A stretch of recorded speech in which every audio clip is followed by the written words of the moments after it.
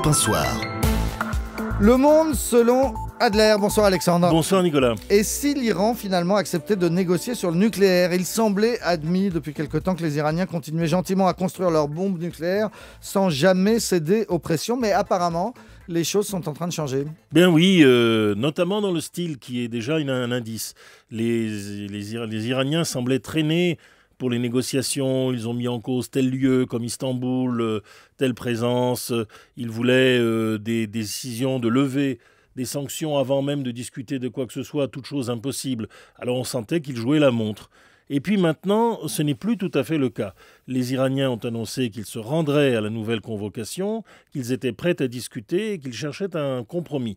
Est-ce que ce compromis sera rapide? On sait qu'au bazar, ce n'est pas suffisant de dire qu'on va acheter ou vendre le tapis. Il faut encore prendre le café et demander de la santé des enfants. Mais enfin, c'est un grand pas en avant et ce n'est pas le seul. On a d'autres indices qui montrent que les Iraniens sont peut-être en train de chercher la voie de la sortie de la crise qu'ils ont eux-mêmes créée. Alors comment on peut expliquer ce revirement?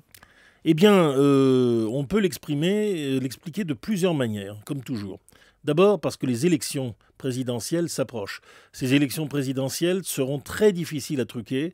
L'ayatollah Khamenei est en train de se rendre compte qu'il sera confronté à un candidat réformateur, qui pourrait être un président réformateur.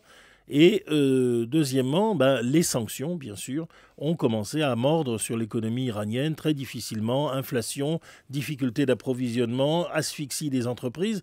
Bref, les Iraniens se rendent compte que tout ça n'est pas de la blague. Et reste le troisième point, c'est que les événements en Syrie, dramatiques, sont vécus par les Iraniens comme une catastrophe.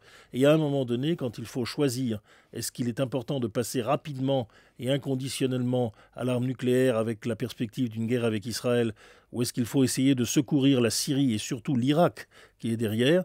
Eh bien, j'ai l'impression que les dirigeants de Téhéran ont choisi la seconde solution. Et d'ailleurs, le fait que l'un des candidats qui vient de se déclarer, l'ayatollah Rouhani, qui était le grand négociateur nucléaire pendant des années et qui avait accepté le gel de l'enrichissement de l'uranium pendant tout un temps, soit aujourd'hui candidat à la présidence, est un indice parmi tant d'autres que les choses sont en train de bouger et de bouger sérieusement. Merci beaucoup Alexandre Adler. Restez avec nous si vous le souhaitez. Ça va vous intéresser dans un instant. On parle de l'Europe avec l'invité d'Europe 1 Soir, Daniel Cohn-Bendit.